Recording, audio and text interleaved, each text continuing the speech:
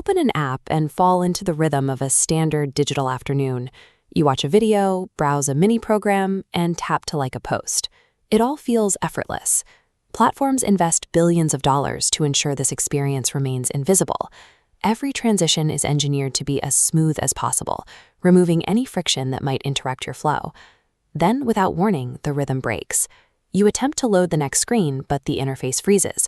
A stark gray box appears, blocking your view with a single sentence. Current environment abnormal. After completing verification, you can continue to visit. Usually, the response is a flash of annoyance. You are a regular person holding a smartphone, yet for some reason, the software has flagged you as a threat. This raises a question about what the machine is actually seeing. If you were just holding your phone and tapping the screen, what specific data points caused the system to label your environment an anomaly? This error page marks a deliberate security checkpoint where an algorithm halts your progress to demand proof of your authenticity. To find the answer, we look underneath the glass and into the microscopic processing layer running every time you touch the screen. Security algorithms are looking far beyond the specific button you clicked. They are focused on the physical environment where that click occurred. Your device has sensors tracking interaction in high resolution. The gyroscope monitors angle, the accelerometer tracks movement, and the touch digitizer records finger pressure. When you hold a device, there is a slight, unavoidable sway and uneven pressure when your thumb hits the glass. We also lack perfect timing. Multiple consecutive taps have subtle, inconsistent millisecond delays. An automated scraping script behaves differently. It executes a double tap with machine-like precision on the exact same pixels, while the gyroscope remains perfectly still. Cybersecurity experts call this behavioral biometrics, the practice of identifying users based on the messy, physical way they interact with their hardware. While a bot can easily be programmed to click a button, it struggles to replicate the chaotic physical environment of a living human. Physical movement is only one part of the check. At the same time, the platform is scanning your digital footprint on the network. Algorithms look for network patterns that don't match typical behavior, like traffic from a data center or requests at non-human speeds.